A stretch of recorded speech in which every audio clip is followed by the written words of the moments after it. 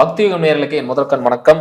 இன்னைக்கு சீஃப் கெஸ்டா யார் வந்திருக்காங்க பார்த்தீங்கன்னா, சயின்டிபிக் வேதிக் அஸ்ட்ராலஜர் ஆஸ்ட்ரோ அருஞ்சி அவர்கள் வந்திருக்காங்க. ஃபர்ஸ்ட் ஆஃப் ஆல் அவர் வெல்கம் பண்ணிடலாம். வணக்கங்க ஐயா. வணக்கம். வணக்கம். எப்படி இருக்கீங்க? ரொம்ப நல்லா இருக்குங்க. சிறப்பு சிறப்புங்க ஐயா. ஐயா வந்து நம்ம கடந்த பதிவு பார்த்தீங்கன்னா, அந்த கன்ஜெக்ஷன்ஸ் இணைவுகளை பற்றி பார்த்துட்டு வந்துட்டு இருக்கோம். ஸோ அந்த வகையில் இன்னைக்கு நம்ம பார்க்கக்கூடிய கிரகம் பார்த்தீங்கன்னா புதன். புதனோட இணைந்த கிரகங்கள்னு பார்க்கலாங்க. அதுக்கு முன்னாடி புதன் அப்படிங்கிறது என்ன மாதிரி பலம் வச்சிருக்காரு, புதனை எதுக்கு ஜோதிடத்தில் ரொம்ப முக்கியம்னு சொல்றாங்க, அதை பற்றி கொஞ்சம் சொல்லுங்க. கண்டிப்பா. இப்ப பாத்தீங்கன்னா நம்மளுடைய போன ஜென்மத்தில் செய்த பாவ புண்ணியங்கள் வந்து இந்த ஜென்மத்தில் வந்து அது செயல்படுது அப்படிங்கிறதுக்கு அது எது மூலமா செயல்படுது சார்னு கேட்டீங்கன்னா, நம்ம ஜாதகத்தில் இருக்கக்கூடிய கிரகத்தின் காம்பினேஷன், எந்த கிரகத்தோட சேர்ந்து இருக்கிறார் அதை பொறுத்து கர்மா வேலை செய்யுது. நல்ல சுப கிரகத்தோட சேர்ந்திருந்தா அப்படி கொட்டி கொடுப்பார். இதே ஒரு பாவ கிரகத்தோட, அதுக்கு பிடிக்காத கிரகத்தோட, அந்த பர்டிகுலர் கிரகம், ஃபார் எக்ஸாம்பிள் நீங்க புதன் கேட்குறீங்க, அந்த புதனுங்கிற கிரகம் அதுக்கு பிடித்த ஃப்ரெண்ட்லி பிளானட்டோட, ரொம்ப பிடித்த நண்ப கிரகத்தோட சேர்ந்திருந்தா பிரச்சனை இல்லாமல் உங்களுக்கு புதனின் காரத்துவம் என்ன? படிப்பு, எழுத்து, அறிவு, காமன் சென்ஸ். முதல்ல வந்து ஒரு நார்மல் காமன் சென்ஸ் தான் வாழ முடியும். அவன் கோடீஸ்வரனா இருக்கிறானா, வசதியான வீட்டில் பிறந்திருக்கிறானா, உடல் ஆரோக்கியமா இருக்கிறானாங்கிறதுலாம் வேற. முதல்ல மூளை ஒன்று இருக்கா? காமன் மூளைனா பெரிய சயின்டிஸ்ட் மூளைலாம் வேண்டாம். சாதாரணமான ஒரு மூளை ஒரு நடைமுறை வாழ்க்கைக்கு அனுசரித்து வாழக்கூடிய அமைப்புக்கு ஒரு மூளை இருக்கா அப்படிங்கிறதுக்கு மூல காரணமே புதன் தான். அந்த புதன், அதே புதன் நம்ம நல்லா இருக்கிறப்ப புத்தி கூர்மை, டெக்னிக்கல் விஷயத்துல வந்து நம்ம சாதுரியமான ஒரு அறிவு, டக்குன்னு புரிஞ்சுக்கிறது. அதே சமயத்துல அந்த புதன் கொஞ்சம் பாதிக்கப்பட்டிருந்ததுன்னா, அது எதனால பாதிக்குங்கிறது அது அந்த காம்பினேஷனை பார்ப்போம். பாதிக்கப்பட்டிருந்ததுன்னா அந்த புத்தி கூர்மை இல்லை. ஒரு டைம்ல நல்லா இருக்கான் சார், ஒரு டைம்ல தப்பா பண்றான் சார். ஏன் தான் இப்படி பண்றாங்கன்னா எனக்கே நானே ஏன் இப்படி பண்றேன்னு எனக்கே தெரியல அப்படிம்பாங்க சில பேர். ஸோ அதெல்லாம் புதனின் பாதிப்புகள். அதே மாதிரி உங்களுடைய நரம்பு மண்டலம், உடம்புல பார்த்தீங்கன்னா நரம்பு மண்டலம், நர்வ்ஸ் சிஸ்டம்லாம் வந்து பிரச்சனை இல்லாமல் இருக்கணுமா? உங்களுக்கு வந்து நரம்பு தளர்ச்சி, வயசானவன எக்லிமா, சில பேருக்கு பார்த்தீங்கன்னா ஞாபகம் மறதி, எக்லிசுமான்னு சொல்லுவாங்க. அது மாதிரி நோயெல்லாம் வர்றதெல்லாம் பார்த்தீங்கன்னா நரம்பு சம்மந்தப்பட்ட புதன் வந்து பாதிப்பாகி, அந்த புதன் திசை சம்மந்தப்பட்ட திசை வந்து ஒரு 60 வயசுக்கு மேலே வரும்பொழுது முதல் மாதிரி இல்லைங்க, அவங்க வெளியில் வர்றது இல்லைங்க. சம்டைம்ஸ் வெளியில் போனாருன்னா அவர் வீடவே எப்படி திரும்பி வர்றதுன்னு தெரியுது இல்லைங்க. அப்படிங்கிற மாதிரி அந்த மூளை, ஞாபகம், அறிவு சம்மந்தப்பட்ட விஷயங்கள் வந்து பாதிக்கும். இதுதான் புதனின், நாம் எத்தனையோ காரத்துவம் இருக்குது. நாம் சும்மா ஒரு ஜென்ரலாக ஒரு சம்மரி சொல்லணும்னா இதுதான் புதனின் காரத்துவம். சிறப்புங்க. இப்போ பார்த்தீங்கன்னா புதனுடன் இணைந்த கிரகங்களை பற்றி பார்க்க போகிறோம். அந்த வரிசையில் புதனுடன் குரு. கண்டிப்பா. இப்ப பாருங்க, புதனும் குருவும் ஃப்ரெண்ட்லி பிளானட் கிடையாது. ஏன்னா புதன், சுக்கிரன், ராகு, சனி இதெல்லாமே ஒரு அணி. சூரியன், சந்திர, செவ்வாய், கேதுகள் ஒரு அணி. ஸோ அப்படி இருக்கும் பொழுது புதனும் குருவும் பார்த்தீங்கன்னா ஒரே அணி கிடையாது. பட் இருந்தாலும் குருங்கிற ஒரு மிகப்பெரிய சுப கிரகம்.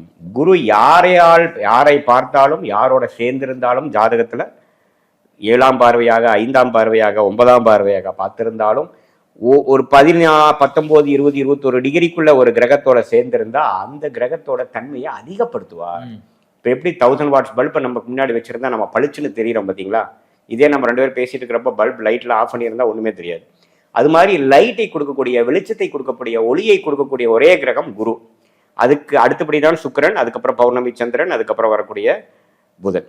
ஸோ அந்த குருங்கிறவர் அவரு ஒரு நல்ல ஒரு, நீங்க கேட்குற குருவே வந்து ஒரு கடகத்தில் இருக்கக்கூடிய உச்ச குருவோ, அல்லது மீனத்தில் இருக்கக்கூடிய ஆட்சி பெற்ற குருவோ, அல்லது தனுசுல இருக்கக்கூடிய ஆட்சி பலம், மூல திருகோண பலம் பெற்ற குருவாக இருந்துட்டா கேட்கவே வேண்டாம்.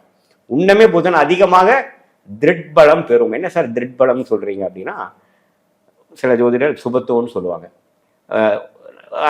என்னன்னா ஒரு ஒளி கிடைக்கும். ஸ்தான பலம்ங்கிறது ஆட்சி, உச்சம், நீச்சம்.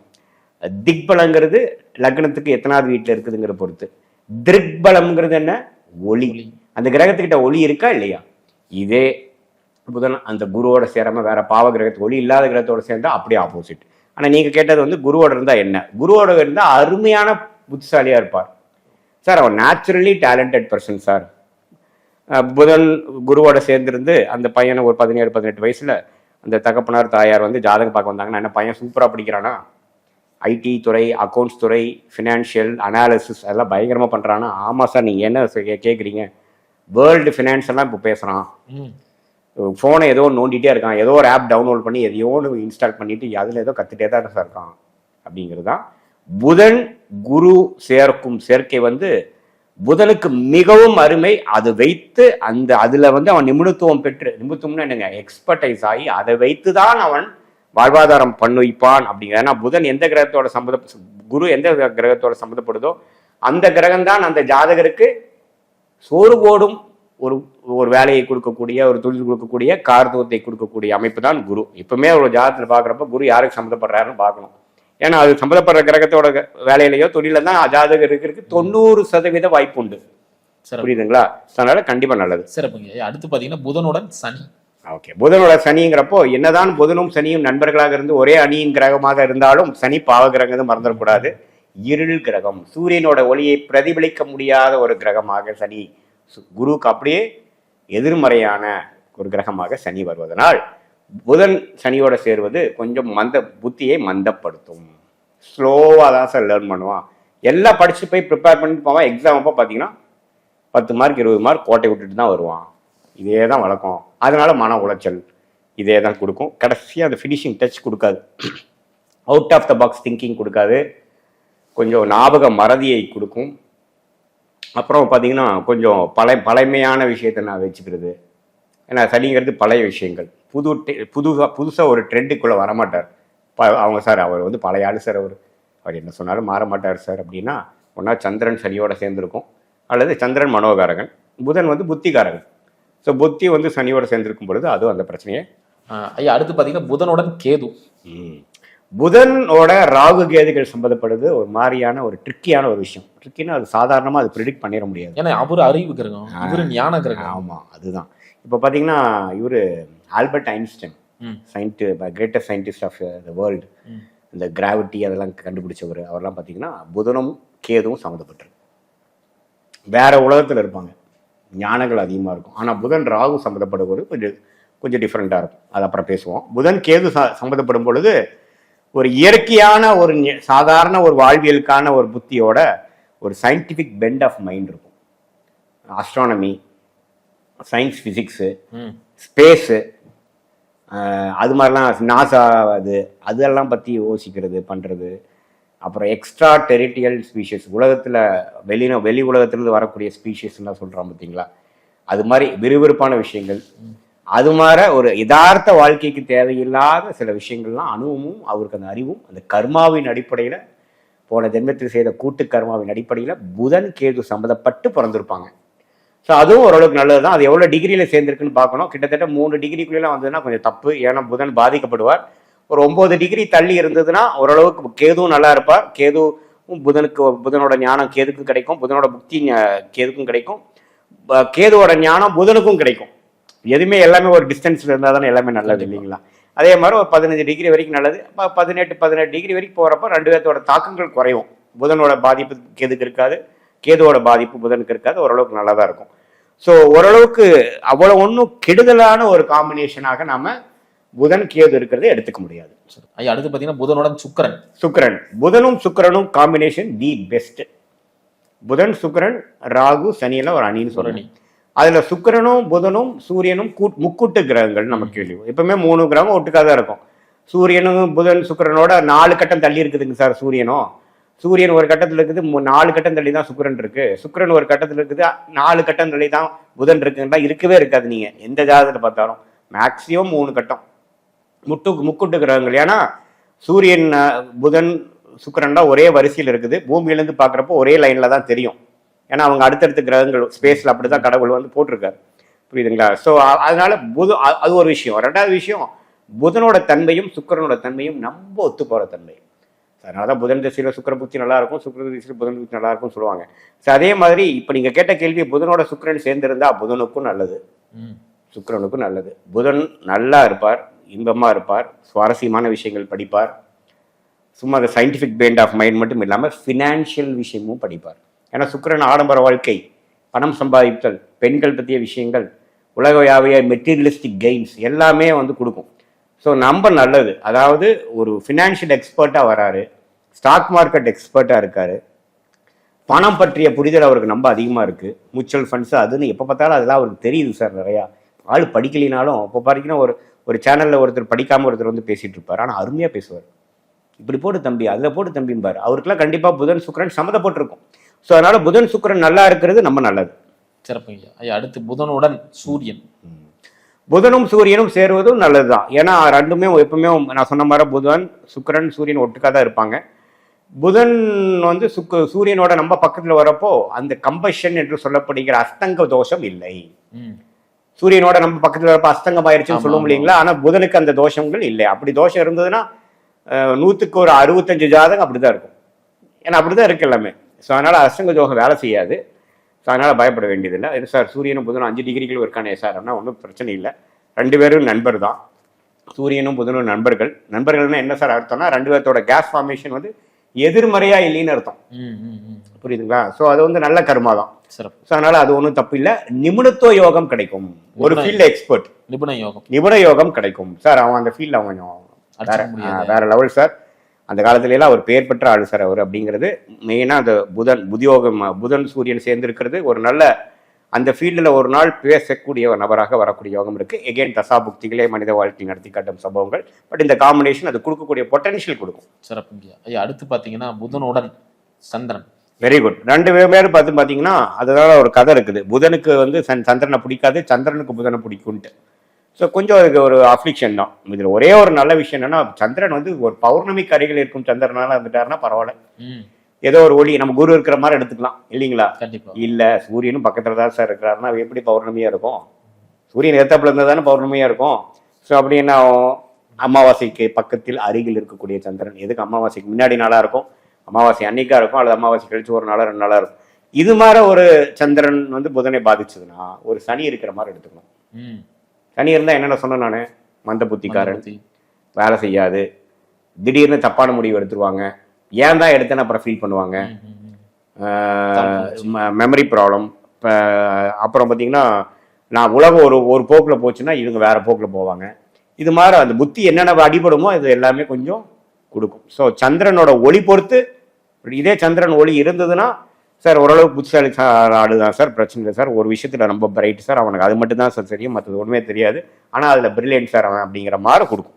சிறப்புங்க ஐயா. அடுத்து பார்த்தீங்கன்னா புதனுடன் செவ்வாய். புதனோட செவ்வாய் வந்து ஒரு மாதிரியான டிஃபிகல்ட் காம்பினேஷன். டெஃபினெட்லி புதனும் செவ்வாய் சேர்றது கர்மாவின் அடிப்படையில் புதனுக்கும் நல்லதில்லை, செவ்வாய்க்கும் நல்லதில்லை. ஸோ என்ன ஆகும்னா புதன் செவ்வாயோட எவ்வளோ டிகிரி சேர்ந்துருக்கிறதா நம்ம பார்க்கணும். ஒரு 13-14 டிகிரி சேர்ந்துருந்தா பரவாயில்ல சார் அப்படின்னு சொல்லலாம். இல்லை சார் ஒரு 9 டிகிரிக்குள்ளே இருக்குது அப்படின்னா அந்த புத்தி கூர்மை விஷயத்தில் கொஞ்சம் கோவதாவங்கள்னால கரெக்டாக வேலை செய்யாது. இப்போ யாருக்கோ உங்களை புதன் செவ்வாய் இருக்கிறவங்க போய் அட்வைஸ் பண்ணிங்க வைங்களேன், அவங்க கேட்பாங்க, நீங்கள் சொல்கிற பாயிண்ட்லாம் கரெக்டாக தான் இருக்கும், ஆனால் அவங்களுக்கு ஈகோ விடாது. செவ்வாய் உள்ள இருக்கார் இல்லையா, அதெல்லாம் எனக்கு தெரியும்னு விட்டு கொடுக்காமே பேசுவாங்க தெரியுங்களா. என்ன சொன்னாலும் என் சட்டையை வந்து அழுக்காக ஒன்றும் இல்லை, நான் முழுந்தாலும் மீசில வந்து மண்டு ஒட்டலையும் இல்லைங்களா, அது மாதிரி ஒரு 3 கால் அப்படிங்கிறப்ப என்ன ஒரு பெரிய சார் இருந்துட்டு போகும் சார், அவங்க கேரக்டர் அப்படி, நீங்க ஏன் சார் அதை குறை சொல்றீங்கன்னா இருந்துட்டு போகட்டும், தப்பே இல்லை. ஆனா நாம லேர்ன் பண்ண முடியாது, ஞானி ஆக முடியாது, அடுத்த லெவலுக்கு போக முடியாது. ஏன்னா நம்மளுடைய அந்த செவ்வாயின் தாக்கம் நம்மளையே ஒரு ஸ்டெப் மேல போக கூடாது. அது யாரு வேணா இப்படி வேணா இருந்துட்டு போகலாம், உண்மையே தப்பு இல்லை. இதனால நம்ம க்ரோ ஆகுற மாதிரி தான் விஷயம். க்ரோனா என்ன, சும்மா பணம் மட்டும் க்ரோ கிடையாது, அறிவு, நல்ல ஒரு வாழ்க்கையை வாழக்கூடிய அமைப்புக்கு வராரா, ஒரு செம்மையான வாழ்க்கையை வாழ்றாரா அப்படின்னா கொஞ்சம் இடைஞ்சல் இருக்கும். குறிப்பாக செவ்வாய் திசை நடக்கும் பொழுது, குறிப்பாக புதன் திசை நடக்கும் பொழுது, அது அந்த சந்திரனே வந்து 7ஆம் வீட்டை புதனே வந்து 7ஆம் வீடுங்கிற திருமணஸ்தானாதிபதியாக வந்து இந்த செவ்வாய் இருக்கிறப்போ ஹஸ்பண்ட் ஒய்ஃப் ப்ராப்ளம். அதே மாதிரி செவ்வாயே பார்த்தீங்கன்னா லக்னாதிபதியாக இருந்து புதன் அட்டமாதிபதியாக போய் இந்த விருச்சிக லக்னம் இருக்குது பார்த்தீங்களா, விருச்சிக லக்னத்துக்கு அதிபதி யாரு, செவ்வாய். அவர் புதனோட சேரவே கூடாது. புதனோட சேர்ந்தாவே ஆள் டைப்பா இருக்காரான்னு தான் கேட்பேன். இல்ல பொதுவாவே நம்ம மிதுனத்துக்கும் சொல்லுவோம், செவ்வாயோட டைப்பா இருப்பாப்ல. ஆள் என்னன்னா நான் சொல்றதா கரெக்ட் இருப்பாப்ல, செல்ஃபிஷ்னு சொல்லலாம், அது நினைச்சது சாதிக்கிற மாதிரி இருப்பாரு. ஆனா அது வந்து சோசியல் லைஃப்க்கு நல்லது இல்லை. ஐயோ அவன் கடியன் சார், அவன்கிட்ட பேசாதீங்க சார், அவன் எப்பவுமே அவனுக்கு வேணுங்களே இருப்பான் சார், அப்படிதான் இருக்கும். அதே மாதிரி விருச்சிக லக்னத்துக்கும் புதனோட சேர்ந்தா பிரச்சனை. அந்த காம்பினேஷன் 8ஆம் பாவத்தில் இருந்துட்டா இன்னும் பிரச்சனை. அதெல்லாம் அதுக்கு பாவங்களுக்கு அப்புறம் வருவோம். டெட்லி காம்போ நம்ம கேர்ஃபுல்லா இருக்கணும். அது ஒண்ணுதான் இப்ப நீங்க சொன்ன காம்பினேஷன்லயே இருக்கிறதுலயே பயமான காம்பினேஷன் இதுதான். சிறப்பு. அடுத்து புதனுடன் ராகு. புதனோட ராகு பாத்தீங்கன்னா அதுவும் இந்த புதனோட கேது இருக்கிற மாதிரி சில வேற ஆங்கிள் வேற டைமென்ஷன்ல அறிவு கொடுக்கும். Electronics field, semiconductor field, IT, artificial intelligence, இது மாதிரி விஷயத்துலாம் ஞானத்தை கொடுக்கும். இதெல்லாம் இப்போ நீ வரக்கூடிய லேட்டஸ்ட் டெக்னாலஜிலாம் புதன் ராகு சம்மந்தப்பட்டது தான். ஏன்னா ராகுங்கிறது பிரம்மாண்டம், புதனுங்கிறது ஒரு அறிவுத்திறமையான, இந்த ரெண்டு கலந்துச்சுன்னு எப்படிங்க இருக்கும்? கண்டிப்பா. இப்போ ஒன்றும் இல்லை, அந்த ஆர்டிஃபிஷியல் இன்டெலிஜென்ஸே எப்படி வருதுங்க? இப்போ நீங்கள் ஒன்று சின்னதாக ஒரு ஏஐயில் போய் ஒரு இது பண்ணுங்க, எப்படி எடுத்து கொடுக்குது பாருங்க. நீங்கள் கூட உங்கள் வாதியார் கூட அவ்வளோ சொல்ல முடியாது, உங்களுக்கு தெரிஞ்ச ஞானியே அப்படி சொல்ல முடியாது, எவ்வளோ சம்மரைஸ் பண்ணி கொடுக்குது பாருங்க. இதை எப்படி பண்ணான் ஒருத்தன்? சும்மா அது மெஷின் பண்ணுதா? அதுக்கு வேணுங்கிற சர்வர், அதுக்கு வேணுங்கிற உலகத்தில் இருக்கிற எல்லா இன்ஃபர்மேஷன் எடுக்கணும், அதுக்கு எவ்வளோ ஹார்ட்வேர் வேணும், அது எல்லாம் பிரம்மாண்டம். அந்த பிரம்மாண்டத்தை கொடுக்கக்கூடியவர் புதன் ராகு. புரியுதுங்களா? அந்த புதன் ராகு சேர்ந்திருக்கிற ஒரு ஞானி தான் இது மாதிரி விஷயத்துக்குள்ள போய் ஒரு கான்செப்டா உருவாக்கி அது எல்லா கம்பெனியும் கொண்டு வந்து இப்போ அதோட ஸ்டாக் மார்க்கெட்ல ஏறுது. புரியுதுங்களா? ஸோ புதன் ராகு நல்ல காம்பினேஷன் தான். ஆனா ஒரு 9 டிகிரி 8 டிகிரிக்குள்ள வந்துட்டான் சார் அப்படின்னா புதன் முடிஞ்சான் சார். அவன் லூசு சார், அவன் புத்தி சுவாதீனம் இல்லாமல் சார், அவன் பேசுனதே பேசிட்டே இருப்பான் சார் அப்படிங்கிற மாதிரி போயிடும். எல்லாமே அந்த டிஸ்டன்ஸ் தான். கர்மா எங்க செயல்படுது? டிஸ்டன்ஸ்ல தான். காம்பினேஷன், இணைவு வித் டிஸ்டன்ஸ், டிகிரி அடிப்படை. அங்கதான் சயின்டிபிக் வேதிக் அஸ்ட்ராலஜி வருது. சும்மா மூணுமே சேர்ந்து இருக்குது. உங்க ஜாதகத்தில் 4 கிரகம் ஒன்னா இருக்குன்னா ஒன்று 1 டிகிரியில இருக்கும், ஒன்று 29 டிகிரியில இருக்கும். எங்க சேர்ந்துருக்கு?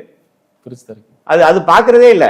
பெரும்பாலானோட ஜோதிடர்கள் பெரும்பாலும் பார்க்கறது இல்லை. அது எந்த டிகிரியில் இருக்கு, எந்த அளவுக்கு இருக்கு, எப்படி ஞானத்தை எடுக்கிறது, இது மூலமா என்ன ப்ரிடிக்ஷன் கொடுக்க முடியும், இது மூலமா அவங்க என்ன லைஃப்ல டெசிஷன் எடுக்க முடியும், அதுதான் அங்கதானே இருக்கு அஸ்ட்ராலஜியோட யூஸ். சும்மா 4 கிரகம் சேர்ந்துருக்கு, அது ஒரு ஜோக்கா சொன்ன மாதிரி 4 கிரகம் உச்சம் பெற்ற ஒருவன் அப்படிங்கிற மாதிரி இருந்துட்டு போட்டோம், உச்சம் பெற்றுட்டோம். நமக்கு அதனால என்ன பாதிப்பு, அது மூலமா நம்ம என்ன லைஃப்ல என்ன நம்ம சேஞ்சஸ் கொண்டு வர முடியும், இது மூலமா நம்ம என்ன லைஃப் கோலை நம்ம மெயின்டைன் பண்ணி நம்ம வாழ்க்கையில மேம்படுத்த முடியுங்கிறது தான் அஸ்ட்ராலஜி பார்க்கணுமே தவிர சும்மா ஹைப்புக்கு பேசுறது இல்லை. அதனால புதன் ராகுவோட சேர்றது ரொம்ப கேர்ஃபுல்லா இருக்கணும். ஒரு 14 டிகிரி 15 டிகிரி சேர்ந்துருந்தா நிபுணத்துவம் வேற மாதிரி கொடுக்கும். நம்ம பக்கத்துல இருந்ததுன்னா கொஞ்சம் பிரச்சனை. சிறப்புங்க, ரொம்ப அற்புதமா சொன்னீங்க. மீண்டும் அடுத்த காணொளியில் சந்திக்கலாம். நன்றி. நன்றி, வணக்கம்.